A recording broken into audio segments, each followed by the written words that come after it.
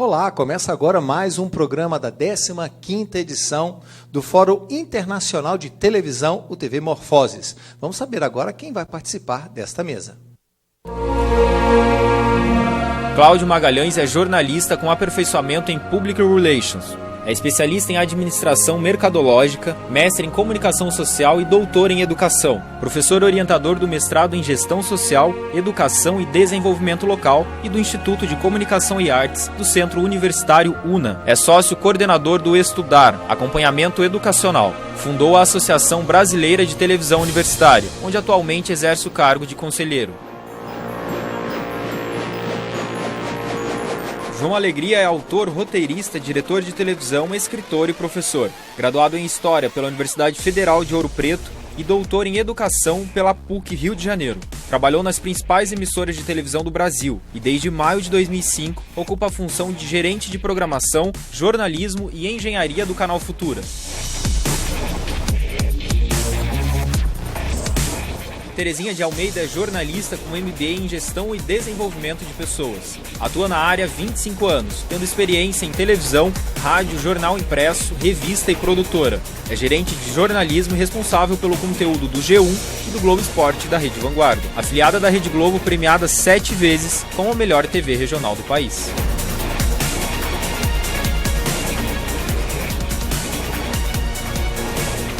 William Correia é jornalista, coordenador geral de jornalismo da TV Cultura e apresentador do Jornal da Cultura. Iniciou sua carreira aos 15 anos de idade como locutor de rádio e, aos 18, estreou na televisão como apresentador de telejornal. Trabalhou nos principais veículos de comunicação do país, como Rede Globo, SBT, Record e Bandeirantes. Foi responsável pela reestruturação da TV Zimbo em Angola, onde trabalhou por 3 anos. Esse evento está sendo transmitido pela TV Univap para todo o Vale do Paraíba, pelo canal 8 da NET, também pela Universidade de Guadalajara, no México, também pelo canal Zoom da Colômbia e pelos parceiros da Associação de Televisão Educativa e Cultural da Espanha e também pela internet. E você pode participar pelo Twitter, pelo hashtag TVMorfoses 2016. Aquele comentário mais criativo, aquele comentário mais interessante vai ganhar uma publicação ao final da produção. Como você sabe, né, o TV Morfoses traz temas interessantíssimos sobre a televisão mundial. Vamos saber o que nós vamos explorar agora?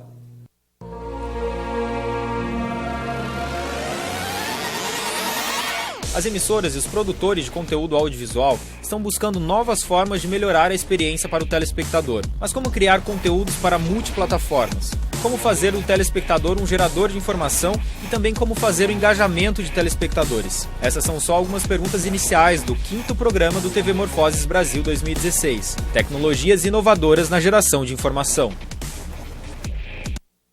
Pois então, a multiplataforma refere-se ao programa que pode funcionar em várias plataformas diferentes e é a forma como grande parte ou uma parte significativa da sociedade tem conseguido entrar em contato com as informações. Terezinha, como é que isso tem impactado no jornalismo regional? Primeiramente, boa noite a todos. O público aqui aumentou, boa noite a todo mundo, acho que a maioria é estudante, né? É um prazer estar aqui participando desse evento com vocês. Eu acho que a televisão regional, assim como a televisão mundial ou a televisão nacional, caminha para o mesmo lado, né? Não é porque nós estamos aqui numa cidade do interior que não se pode desenvolver a mesma tecnologia que desenvolve do outro lado do mundo. Esse evento, por exemplo, está sendo transmitido para o México, me corrija se eu estiver errado. O México, para a Colômbia, para a Espanha e pela internet. Espanha. E agora há pouco ainda a gente estava fazendo uma foto aqui, 360, um vídeo 360, e você me pergunta, a TV regional está preparada? Está preparada. Precisa avançar mais? Muito. Né? Ainda há uma diferença muito grande de uma TV para outra, de uma realidade para outra, mas em termos de tecnologia, a TV já está preparada, a TV regional já está até preparada para multiplataformas.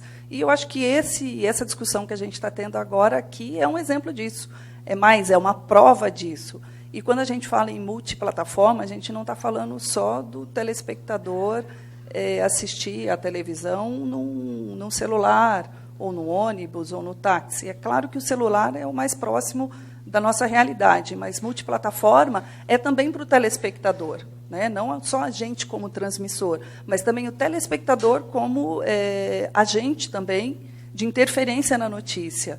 E daí eu queria falar um pouquinho disso. A gente fez até um vídeo que eu queria pedir para o diretor lá, o Matheus, se o Matheus puder rodar o vídeo, por favor, que fala sobre o Vanguarda Repórter, que é um aplicativo onde o telespectador, né, ele também faz parte da notícia. Mais que isso, ele ajuda a reportar. Ele é a primeira pessoa que nos informa do que está acontecendo. Se puder rodar, é rapidinho, 2 minutinhos. Oi, pessoal, tudo bem? Eu sou André Luiz Rosa, jornalista aqui da Rede Vanguarda. Esse espaço você com certeza já conhece, o nosso cenário, todos os nossos telejornais são apresentados aqui. Eu estou na TV Vanguarda há 11 anos e nesse período teve um rapazinho que surgiu que mudou o nosso jeito de fazer jornalismo. Não é o celular, não. Claro que ele ajuda bastante, mas é o aplicativo Vanguarda Repórter, que foi criado há 1 ano e meio, mais ou menos. E 150 mil pessoas já baixaram o nosso aplicativo.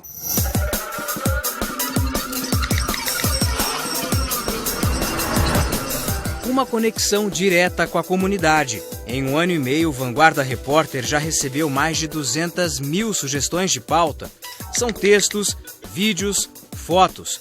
Uma média de 360 mensagens por dia. E muitas viraram reportagens. Moradores de Piracaia enviaram imagens pra gente pelo aplicativo Vanguarda Repórter. O aplicativo, disponível para os sistemas iOS e Android, liga o telespectador com o jornalismo da Rede Vanguarda. Em um clique, ele manda a sugestão e a nossa redação fica sabendo o que a comunidade quer ver na TV. Pessoal, essa aqui é a água que está saindo da minha torneira. A cobertura jornalística da Vanguarda fica mais abrangente, com os milhares de repórteres espalhados pela região. Eles mandam flagrantes. Olha só o que está acontecendo aqui na vila! E momentos curiosos. Nada escapa.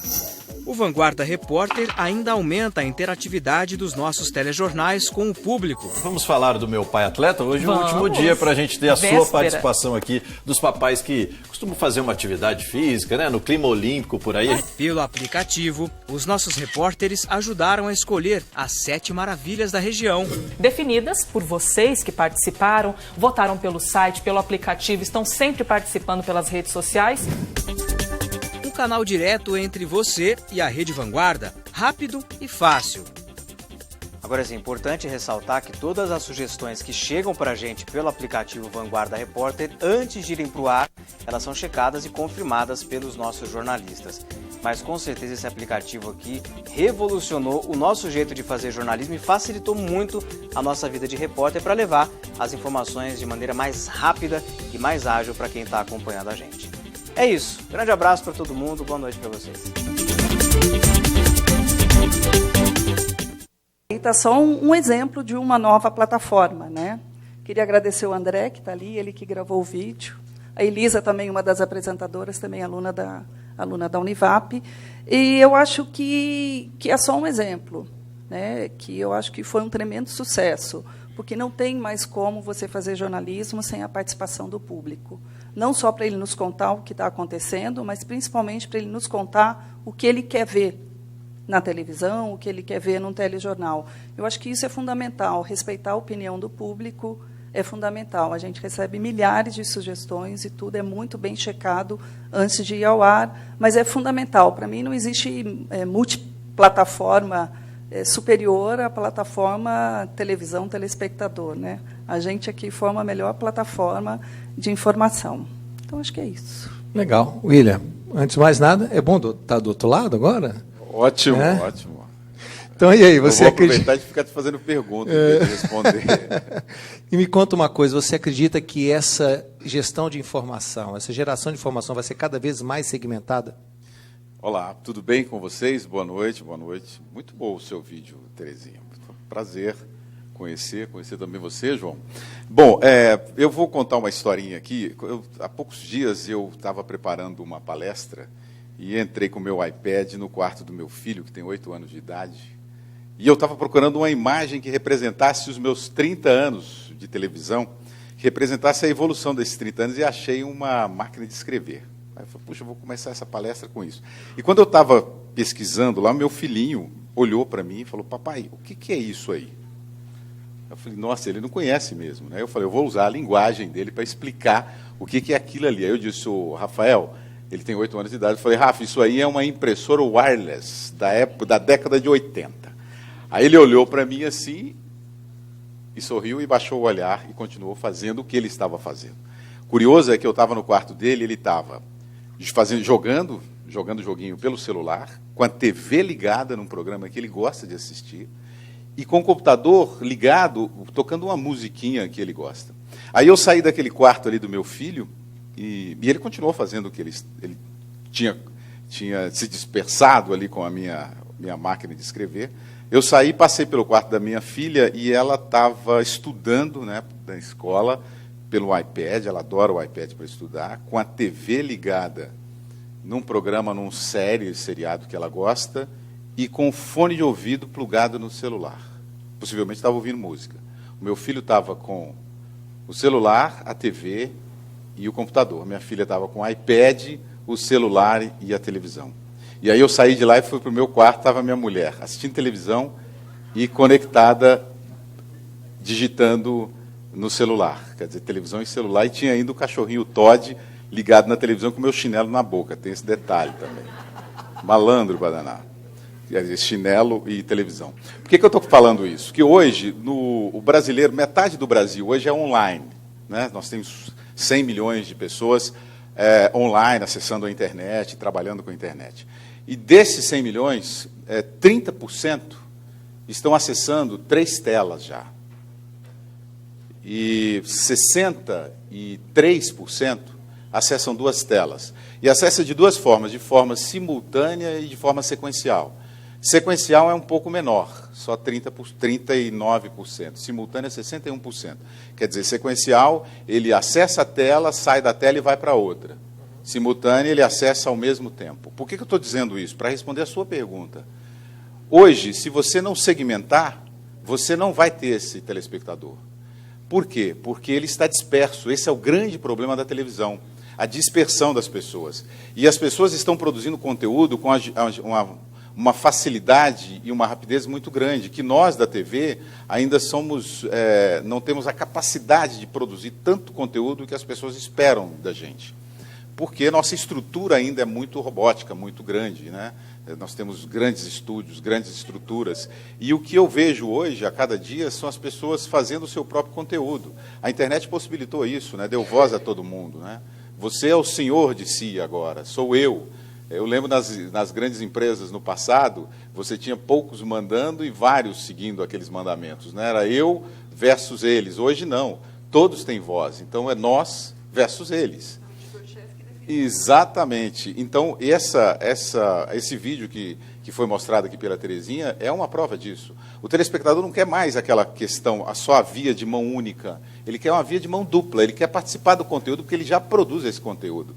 E aí você vai ter uma oferta de conteúdos, uma pulverização de conteúdos por vários veículos, né? A internet possibilita muito, muito bem isso, e aí você vai ter que escolher o seu público.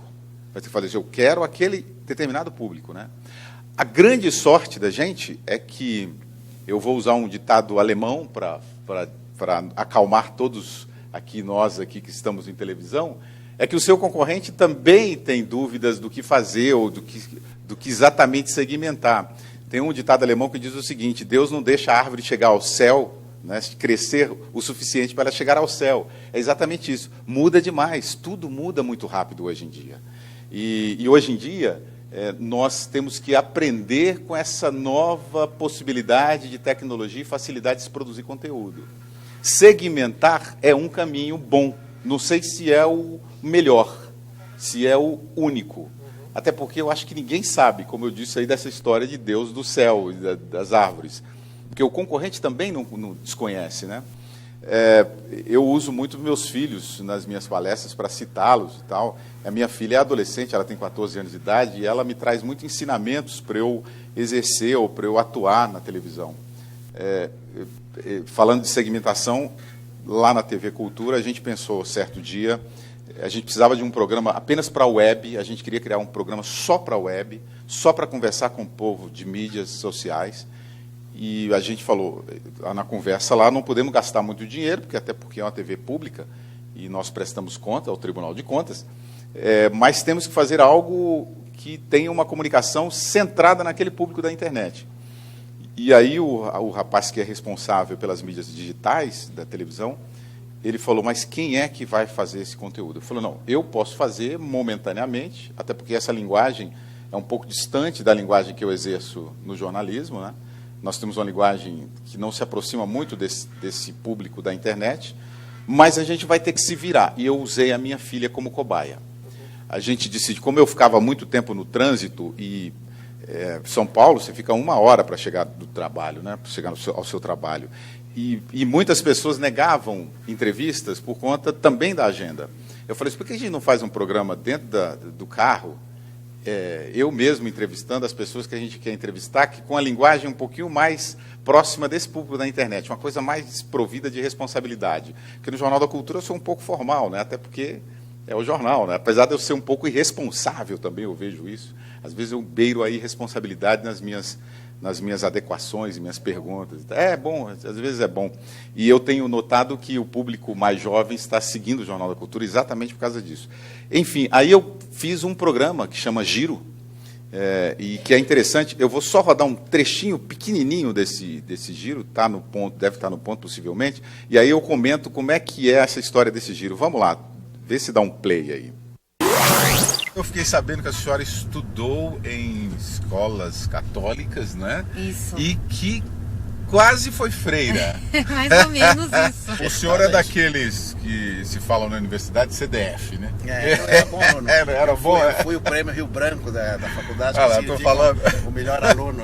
Se você tirar os holofotes de onde os políticos estão e apontar para outro lugar, você encontrará uma convivência semelhante. Na nossa boca nós temos 2 bilhões, B de bola, 2 bilhões de bactérias por gota de saliva.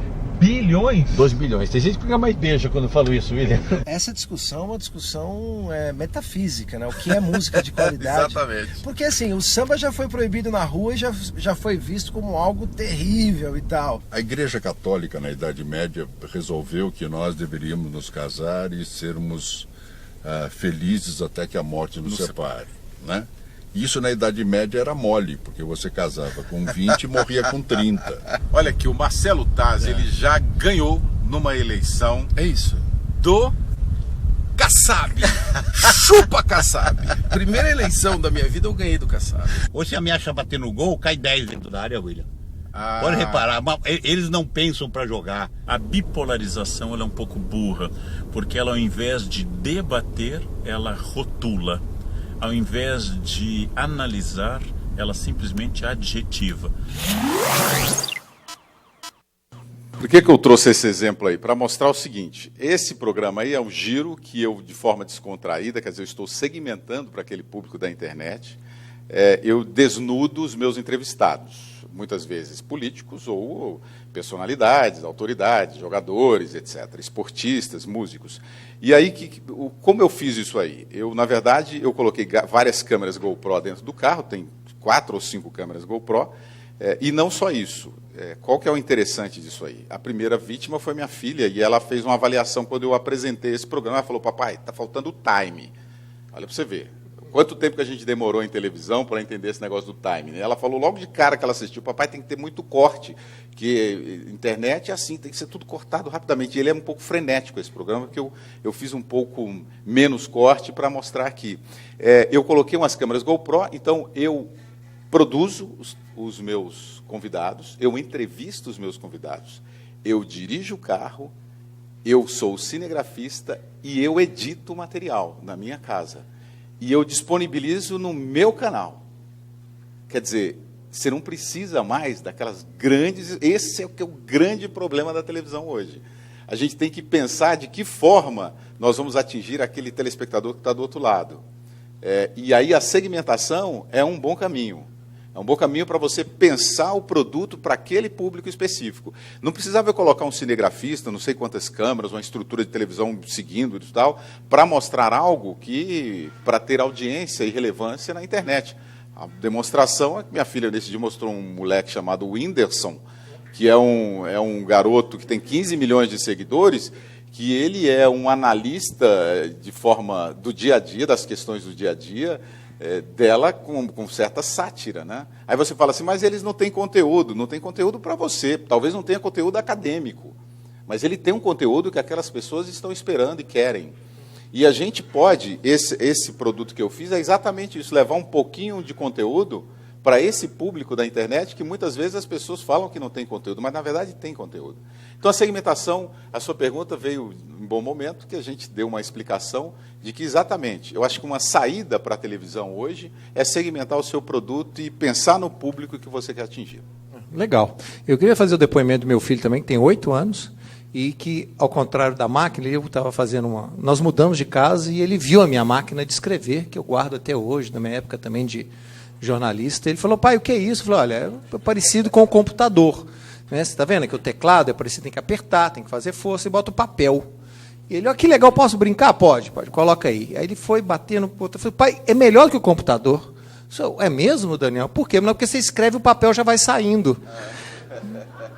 Já no computador tem que imprimir, né, essas coisas. Então, você vê que ele até nisso ele achou uma vantagem. Agora deixa ele errar para ver. Ctrl Z.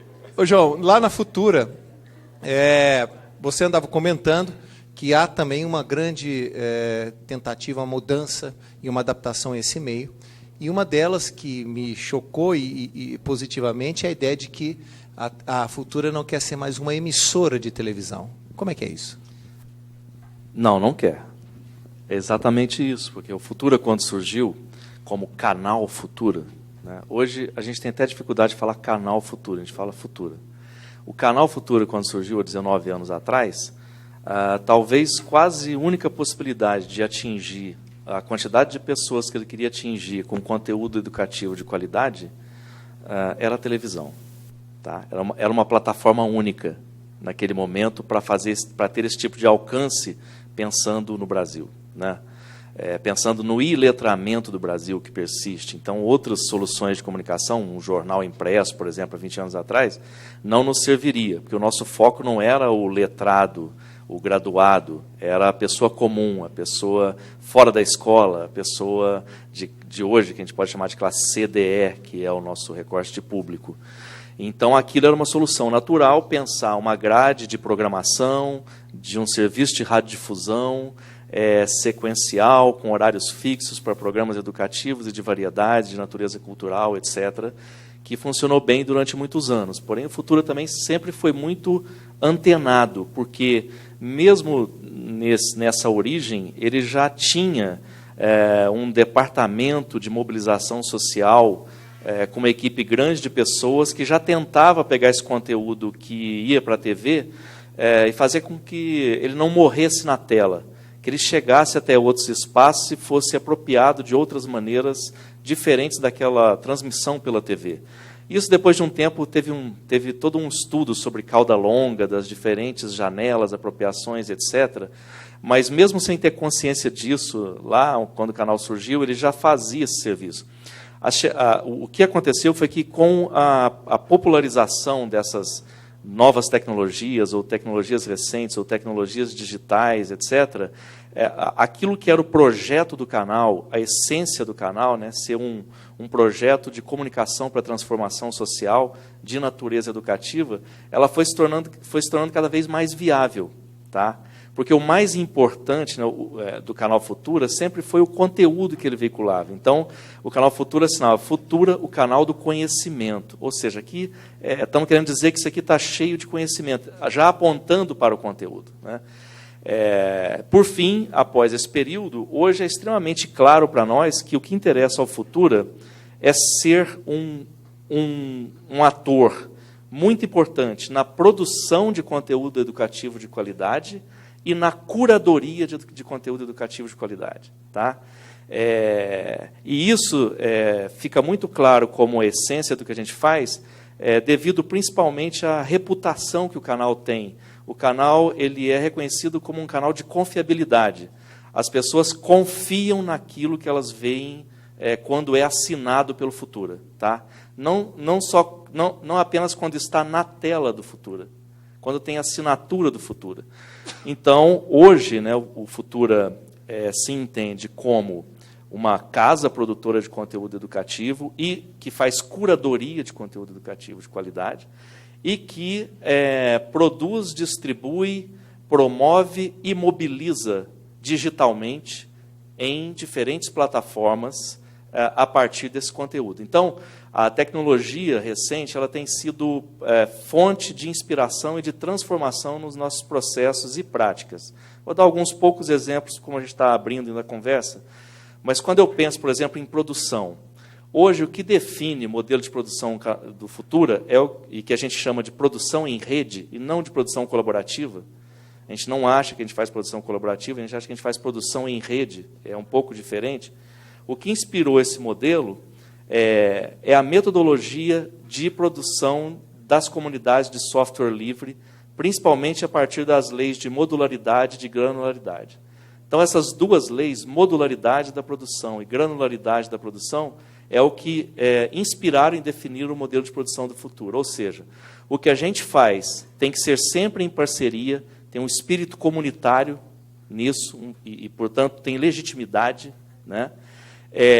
Tem que ser passível de ser dividido em módulos, com vida independente, mas que juntos façam sentido num grande projeto. E, ao ser dividido em módulos, tem que ser capaz de ser realizado por diferentes forças produtivas, daí a granularidade. Tem que existir módulos que possam ser realizados por uma pessoa, e módulos que tenham que ser realizados por uma produtora gigante. Tá? Tudo isso junto resulta no nosso conteúdo. Todas as pessoas aqui envolvidas são importantes. Todas elas dialogam num processo de permanente dialogia, do qual nós não saímos nunca, que é o que caracteriza o conteúdo do Futura. Por isso, eu dificilmente vou receber simplesmente um conteúdo que às vezes é chamado de colaborativo, onde eu não toquei nele. Tá? Em geral, haverá um momento de negociação, onde haverá um reconhecimento mútuo acerca do que está sendo abordado, de porquê e como, e nós chegaremos juntos à melhor solução para que aquilo ocorra. Juntos, às vezes, Futura e alguém, junto, às vezes, alguém e Futura. Né? Isso, por exemplo, em produção. Mas quando eu penso, por exemplo, em distribuição, hoje eu penso em utilizar todas as plataformas. E não significa que todos os conteúdos vão para todas as plataformas. Na verdade, mais do que distribuição multiplataforma, a gente tem trabalhado mais com a ideia de transmídia. Né? Há conteúdos, sim, que em parte vão circular por todas as plataformas, mas o que é mais importante é que o conteúdo se expanda na medida que ele circula, né? E que ele possa ter novos desenvolvimentos dependendo da plataforma, se ajustando a essas plataformas. Então, por exemplo, hoje um dos títulos mais importantes do nosso jornalismo é o Minuto Futura. Ele nasceu como vídeo nativo do Facebook. Ele é vídeo nativo do Facebook, é isso que ele é. Tá? Eu não pensei ele para TV. Ele nasceu para isso. E ele não nasceu pensado para ser feito por uma equipe de jornalismo. Ele nasceu porque a gente soltou uma câmera digital na redação e deixou ela lá. Tá? Então, ele nasceu como uma editoria ao gosto de cada um dos componentes da equipe de jornalismo. O cara queria falar sobre certos aspectos da cultura underground, que no Jornal Futuro não cabe. O Jornal Futuro é um jornal de educação, quase pura e simplesmente. De repente, ele se apontou à câmera e fez a coluna dele sobre cultura underground, ao modo do que o Futura falaria disso, e isso virou vídeo nativo do Facebook, e por aí foi surgindo um produto novo parecido com o Giro aqui, da TV Cultura, né? Produzido aqui.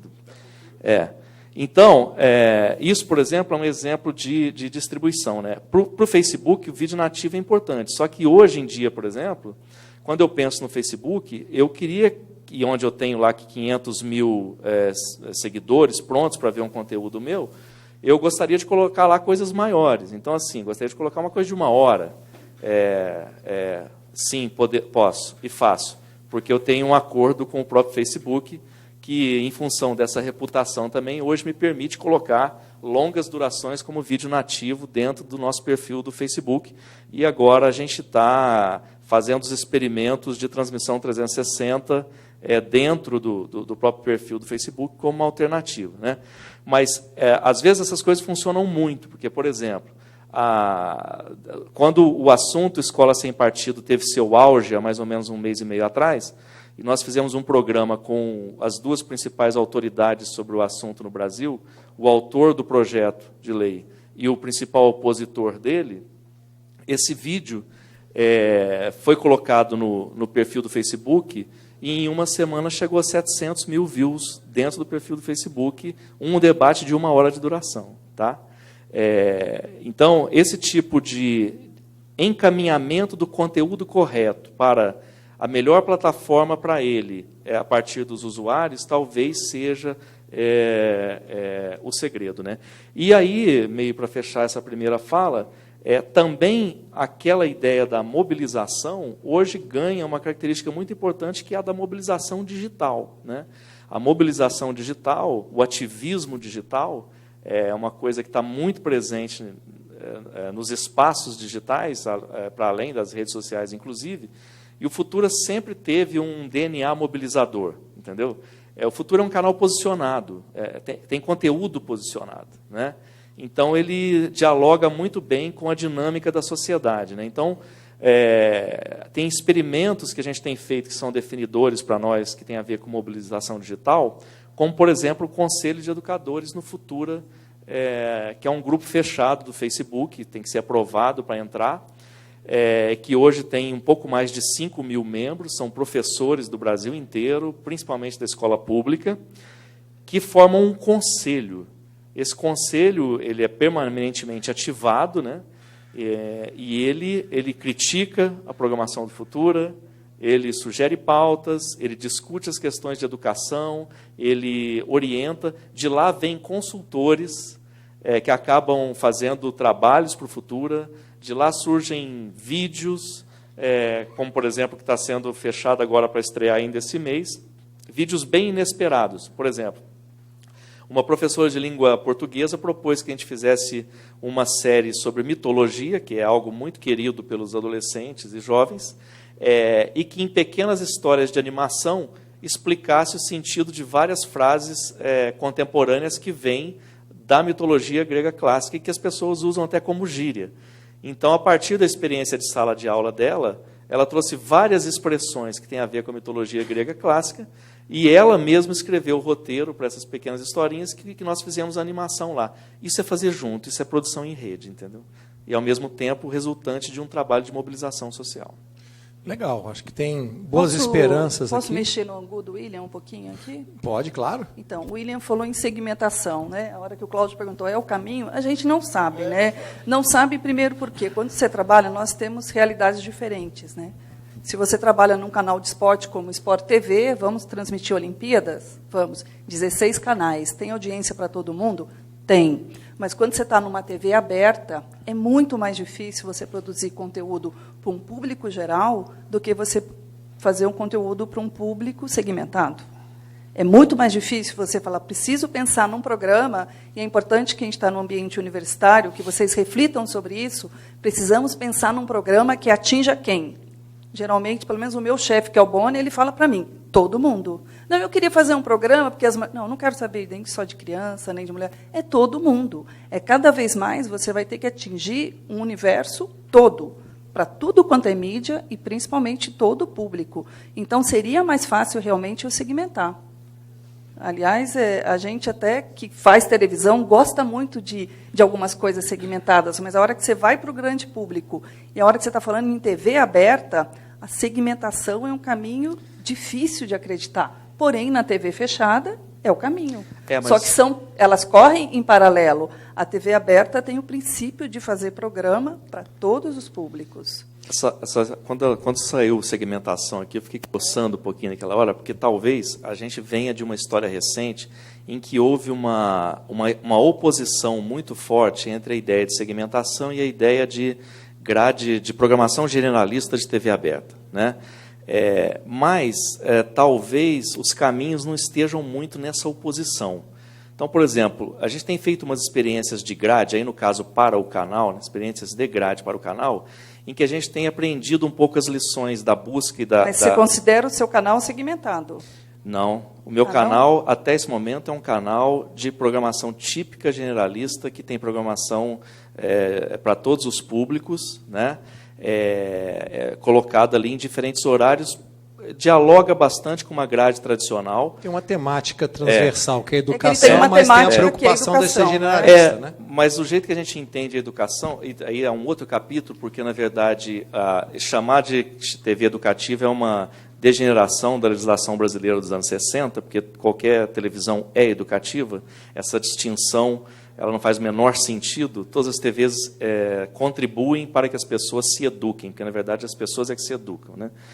Mas a questão é assim, a gente talvez, eu concordo com o Cláudio, nós temos um projeto editorial.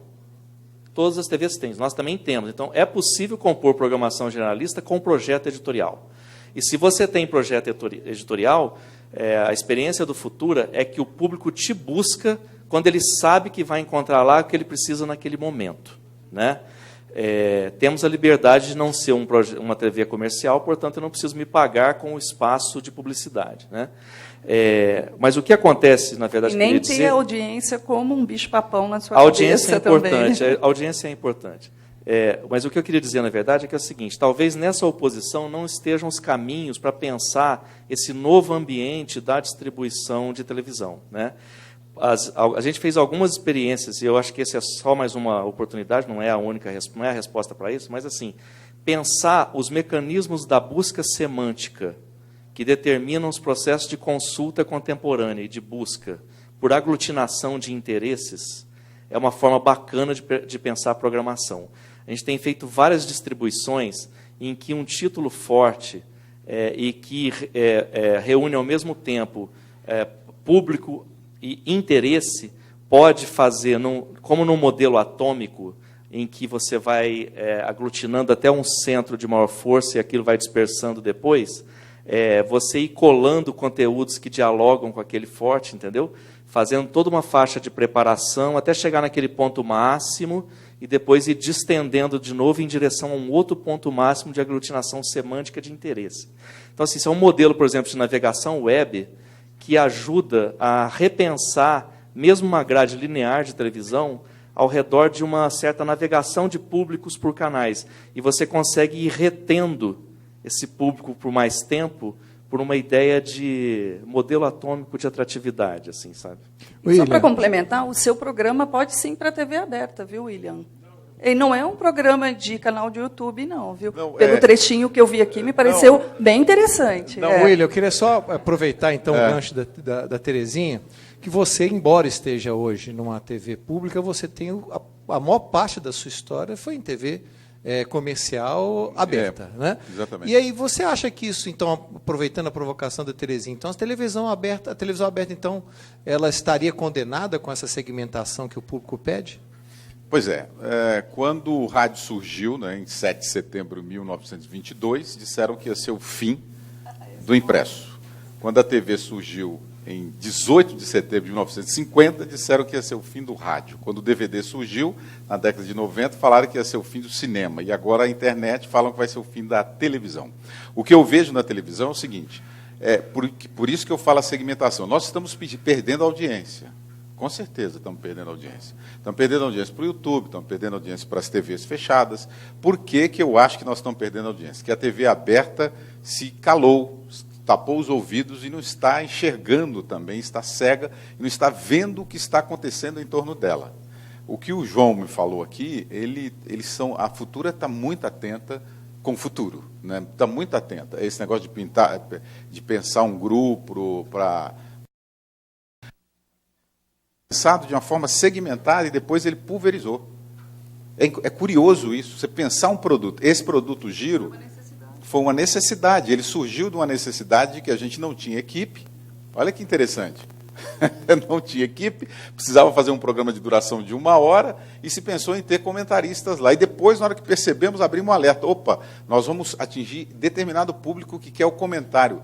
Aí você pensa, por que o jornal impresso está vivo até hoje? Não é por causa do factual, porque o factual está aí pulverizado nos canais da internet. O jornal está vivo hoje por causa do colunista, do comentário. E aí nós estávamos numa vertente, nós pensamos uma coisa, atiramos um negócio e o negócio se dispersou e atingiu o público plural. Né? Aí é o contrário do que você tem feito, né, João? Que você tem, na verdade, pensado especificamente naquele ponto, que é o que eu fiz com o Giro, né? E esse ponto você ali vai ter, quando você disse, altos e baixos, né? Você atinge um ponto, depois vai no outro, opa, a gente pode avançar um pouco por esse lado. Na verdade, nós da televisão, a TV é empírica. Não adianta. Você faz pesquisa, vamos lá. Eu sei porque eu já trabalhei na Globo, eu já vi tantas pesquisas de audiência, o programa vai atingir isso, e não atinge. Aí você fala, mas por que não atingiu? Porque você não testou. É empírico. Você põe no ar e testa. Tem coisas que erramos é sucesso. Porque nós achamos errado. Nós sempre achamos que sabemos o que... Não, porque o público não quer ver isso. Quantas vezes a gente ouve isso numa redação? Mas o público não quer assistir esse tipo de programa. O público, a gente fala muito em nome do público sem exatamente saber o que o público quer ouvir, quer ver, enfim. Nós somos contadores de histórias, né? Assim, a narrativa, ela é criação, né? Então, eu tenho, pessoalmente, levo muito a sério as pesquisas e acho que a televisão está muito atrasada ainda na incorporação do tracking de Big Data, né? Ela não está conseguindo dialogar com essa alimentação permanente de informações sobre o público em tempo real e ajuste em tempo real, ao passo que outras plataformas e outras mídias já estão mais avançadas nisso. Mas eu não estou querendo nem defender, só estou apontando atrás, nem estou querendo defender que você fique tentando mapear o sorriso na cara do espectador para dizer se o seu programa deu certo ou não, né? Porque isso, na verdade, a pesquisa levada ao limite, ela é um inibidor de novidades e da proposição de novas coisas e da criação. E muito da nossa tarefa está exatamente em criar e propor o que ainda não se tem hábito de ver, né? Então, isso não pode ser jogado fora em função de uma certa tendência que eu vejo hoje, até hoje mesmo, durante o dia eu ouvi, não aqui em outro lugar, uma defesa muito forte. Não, mas eu estou fazendo um tracking de Big Data para saber se durante a aula, baseado na expressão facial dos alunos, eles estão entendendo ou não o que o professor está falando. Eu falei, pirou. Desculpa, cara, pirou. Entendeu? É muito além da linha necessária para quando a gente pensa no que é que contar histórias faz, no que é que, né? Então, acho que é cuidado com a pesquisa. Pessoal, um dado preocupante, que os usuários jovens do Facebook o têm 40% como única fonte de informação. Como as novas tecnologias e essas tecnologias inovadoras podem fazer com que o nosso conteúdo volte a ser relevante para a juventude? Dado super preocupante, porque o que eu tenho percebido, principalmente nos últimos anos aqui no Brasil, no último ano acentuadamente, é uma degeneração em ritmo alucinante da qualidade da informação disponível nas redes sociais, né? Em parte, eu entendo até uma estratégia de guerrilha, de múltiplas fontes, de enfrentando-se, mas, em geral, a informação que está lá disponível é de péssima qualidade, e quem se informa, e é verdade que se informa, a juventude se informa muito a partir daí e se informa mal, né? E, por outro lado, a gente não tem conseguido fazer produtos fortes e atrativos o suficientes para brilhar e atrair, né? Eu acho que o desafio é menos tecnológico e mais narrativo, tá? Mais de formato e tal, de atratividade narrativa do que de tecnologia. Eu acredito nas duas coisas. Eu acho que o Facebook, às vezes, até o excesso de chutes, eu acho que favorece quem faz um trabalho mais sério. Ontem, por exemplo, muita gente começou a me ligar ali no meio da tarde, 4h30, é verdade que o Domingos morreu, é verdade que teve um acidente, eu estou vendo no Facebook, né? E a maioria, e foram muitos telefonemas na redação, o que a gente faz? Não, é verdade, endereçava as pessoas, acesse o G1, que está lá, acesse o Globo.com, que está lá, ou então a mesma coisa, às vezes as pessoas ligavam, é verdade, eu estou vendo aqui na Globo.com, realmente é verdade. Não, realmente é verdade. E se você pegar o índice de audiência do Jornal Nacional ontem, foi altíssimo. Não só porque foi uma tragédia, infelizmente foi uma tragédia, mas se você pegar os índices também da TV aberta, eu não tenho de todos os canais, mas da Globo nas Olimpíadas, foi um recorde de audiência dos últimos 10 anos. Ou seja, quando você tem um conteúdo de interesse, a população vai. Eu acho que tem que ser um trabalho nosso também, como geradores de conteúdo, nós temos que entrar nessas plataformas. Ontem eu perdi o JN, o final, porque eu estava na rua. Daí eu cheguei em casa e fui ver, deixa eu ver, eu abri minha timeline, a primeira postagem era do JN. Veja a homenagem que o JN fez a Domingos. Eu cliquei, ele rodou 10 segundos. Você quer ver o vídeo completo? Clique aqui. E me jogou para a plataforma da Globo.com. Então, isso é estratégia, nós que estamos em televisão, é estratégia para aproveitar a audiência do Facebook a nosso favor. Eu acho que a gente temos que ser estrategistas. Se a audiência está lá, a gente vai lá também e traz para nós. Eu acho que é basicamente isso. Quando o planeta Terra acabar, vai ter que sobrar um jornalista para anunciar o término do planeta. Essa é a grande vantagem de nós jornalistas. Ainda nós teremos emprego, exatamente por isso que o João disse, e pelo que a Terezinha disse aqui. Como tem muita gente falando coisas boas, mas muita bobagem na web, e precisa ter alguém para validar e dar credibilidade àquele produto. Somos nós, João. Somos nós da TV. O grande legal desse debate... O João falou da assinatura. Às vezes, quando você vê, por exemplo, um grande evento, se tem uma assinatura do canal Futura, puxa, deve ser sério. Se foi o William que falou, então eu acredito. Exatamente. E aí, esse é que é o legal disso. Isso que você fez aqui agora, na verdade, isso devia ser uma vertente, uma realidade em todas as mídias digitais e sociais, que é trazer, por exemplo, alguém que tem a vivência da prática para esboçar, desnudar aqui as informações ou o conceito do que fazer. E vocês vão ver que ninguém sabe de nada aqui. Não dá para prever o futuro, isso é o principal. A gente não sabe o que está falando. Concordando com o que Terezinha e ele também falaram, vou falar uma coisinha sobre buzz de internet.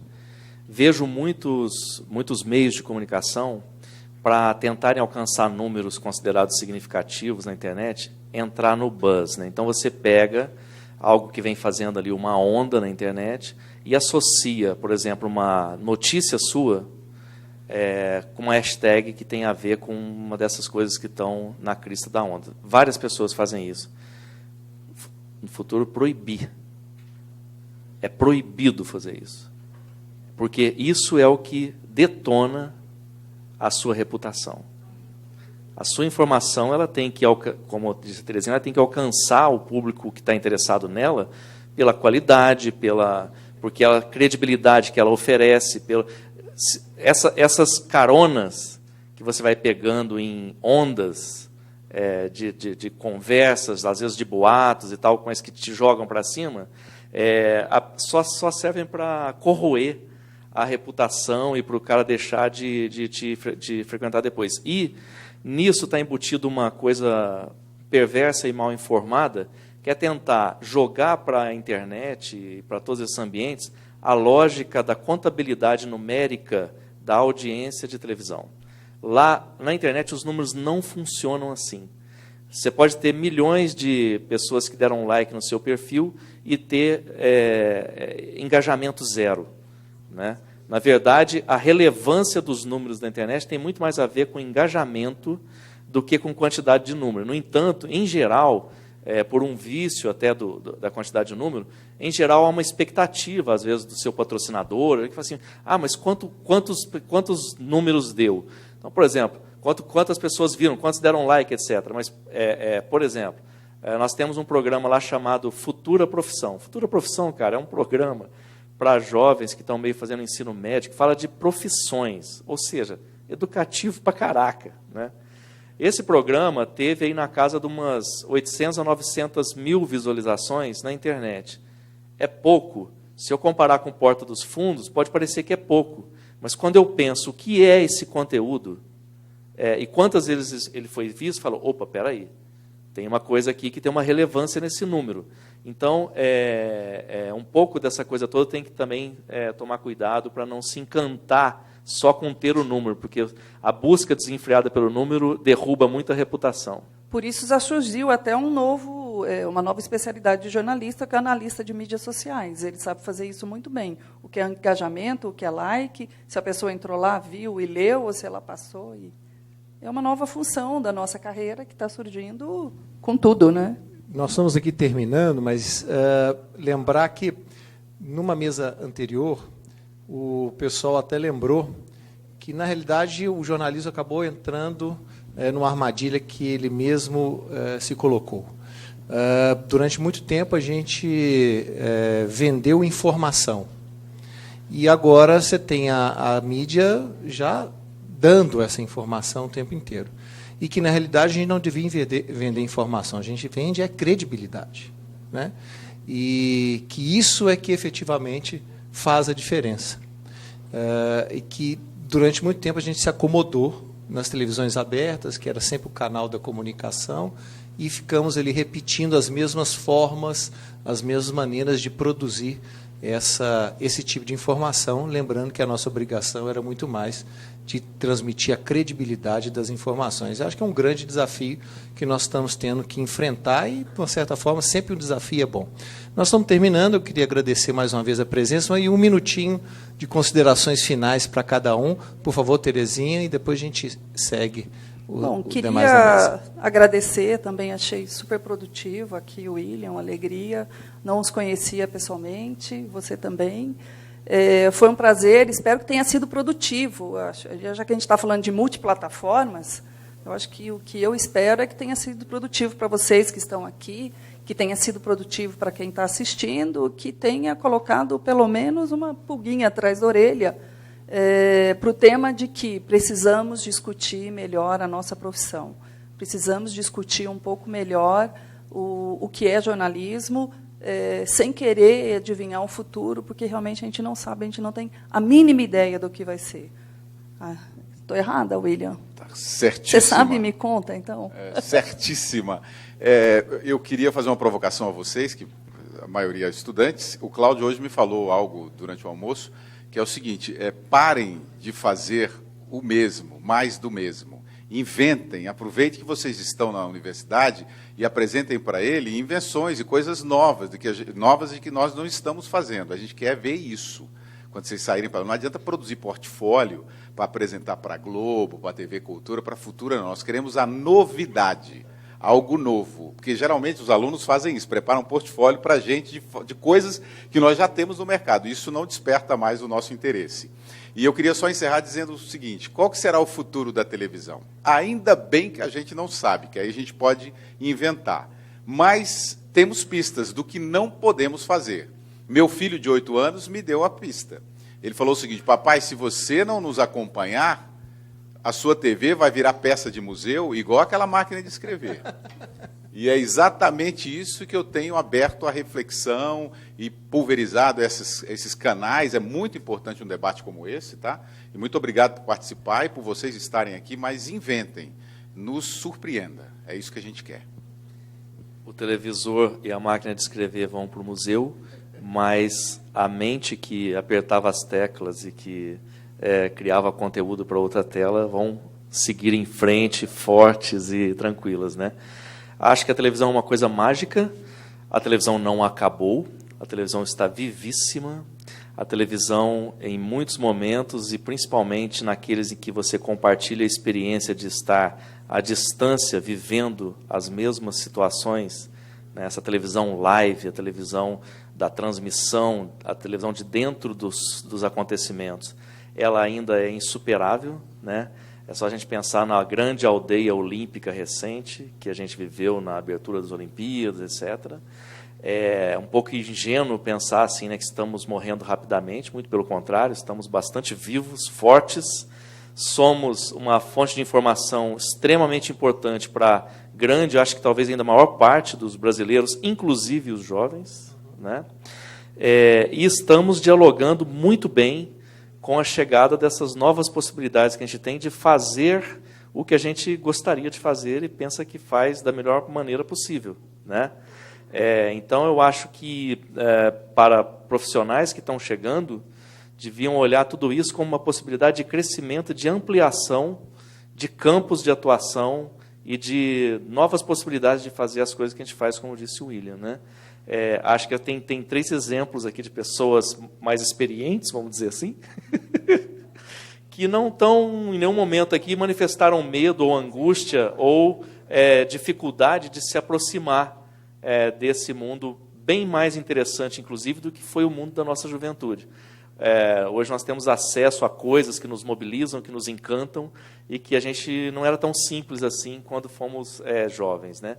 Então, na verdade, quando eu olho para frente, pensando que é sempre bom, né, tomar um certo cuidado com as coisas do mundo, o que eu vejo é uma perspectiva de otimismo e de encantamento.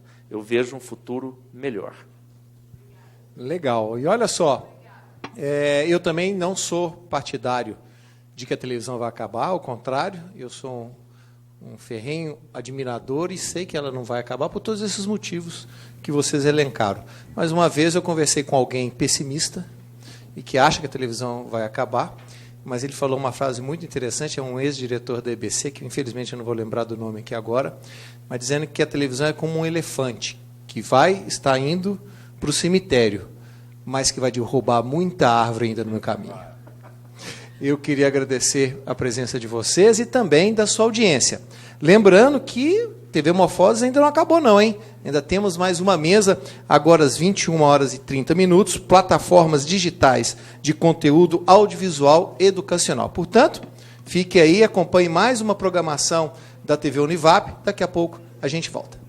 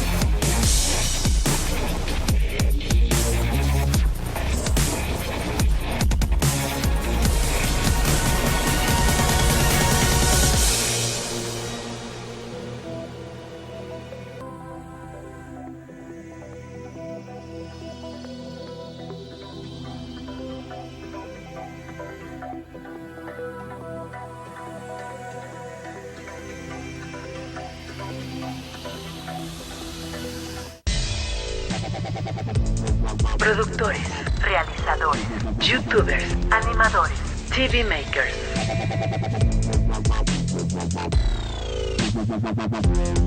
TV Morfosis, gestión y consumo de contenidos digitales. 30 de noviembre, 1 y 2 de diciembre, Expo Guadalajara.